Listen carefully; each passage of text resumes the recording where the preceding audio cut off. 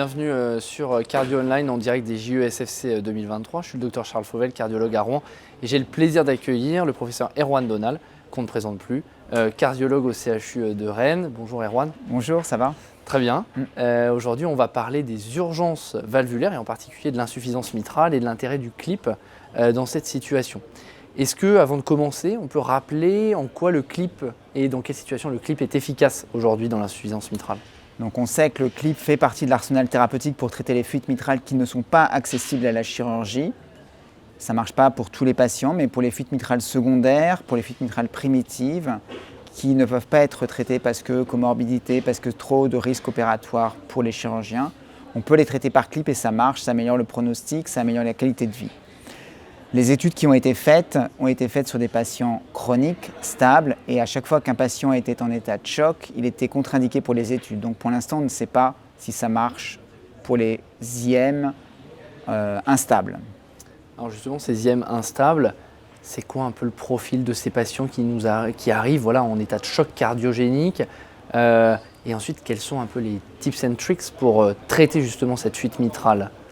Alors ce qui est drôle, c'est que les patients qu'on voit aujourd'hui ne sont pas les patients d'hier et on voit de plus en plus de patients entre 65 et 85 ans qui peuvent arriver dans un tableau de détresse hémodynamique, de choc cardiogénique, intermax 2, intermax 1, sous inotrope, ballon de contre-pulsion, avec des fuites mitrales primitives ou secondaires. Et là se pose la question, ce patient qui a 80 ans, qui est parfaitement autonome, qui s'occupe de ses petits-enfants, est-ce qu'on va laisser tomber comme on le faisait auparavant? Ou est-ce qu'on va tenter quelque chose? La greffe, non. L'assistance ventriculaire gauche, on pourrait évoquer, mais 80 ans, c'est quand même beaucoup. Et du coup, est-ce qu'on peut traiter la fuite mitrale? Et les résultats de registres, il y a 3 ou 4 papiers qui sont sortis récemment, laissent penser qu'un grand nombre de patients tireraient bénéfice d'une prise en charge en urgence de la fuite mitrale. Et quand je dis en urgence, ce n'est pas à J7. On se donne 24-48 heures pour réfléchir et pour se consulter au sein de la Heart Team, que le chirurgien, l'anesthésiste, le cardiologue interventionnel, l'intensiviste, l'imageur, l'insuffisant cardiacologue soient tous d'accord et on y va dans les 48 heures. Donc en fait, on comprend, c'est une vraie urgence pour le coup. Au-delà de ça, est-ce qu'il y a des choses particulières à considérer lorsqu'on va mettre le clip en urgence versus une situation non urgente? En urgence, il va y avoir le problème du planning opératoire. C'est que quand on voit un patient en chronique, on fait le TO, on discute en staff. Là, on ne va pas attendre le staff de la semaine prochaine puisqu'on a dit qu'on avait 48-72 heures pour se décider. Donc on va faire le TO aux soins intensifs pour vérifier la faisabilité technique. Et ensuite, on va se mettre d'accord avec les équipes que j'ai citées au sein de la Heart Team.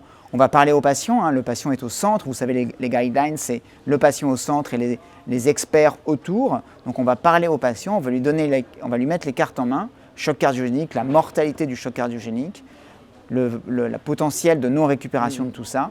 Et si le patient est partant, on va y aller. Alors s'il est intubé ventilé, forcément on n'aura pas son accord, mais si on pense que ce n'est pas futile, parce que ça peut être futile pour certains, et donc si on pense que ce n'est pas futile, on va y aller après avoir fait le TO, après avoir vérifié les coronaires et on va traiter ce patient un peu comme le patient habituel, si ce n'est que souvent il y a la contre-pulsion. Nous on n'a jamais fait avec l'ECMO, mais on pourrait imaginer peut-être le faire avec l'ECMO, même si les conditions de charge font que ça va être compliqué d'évaluer la fuite mitrale avec une ECMO.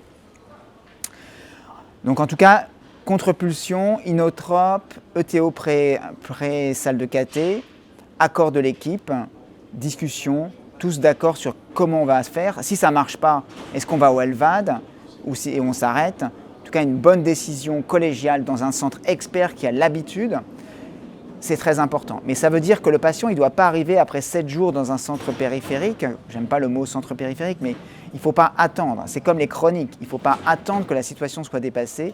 Il faut l'adresser tout de suite pour que nous, on ait le temps d'évaluer les patients et qu'on ait le temps de se décider dans les 48 heures à prendre en charge ce patient. Ça ne va pas être une urgence comme l'urgence coronaire de l'infarctus. On ne va pas déboucher la coronaire on débouche la coronaire en pleine nuit. On ne va pas traiter la mitrale en pleine nuit. Mais par contre, on va la traiter dans les 48 heures en plus en fin de journée.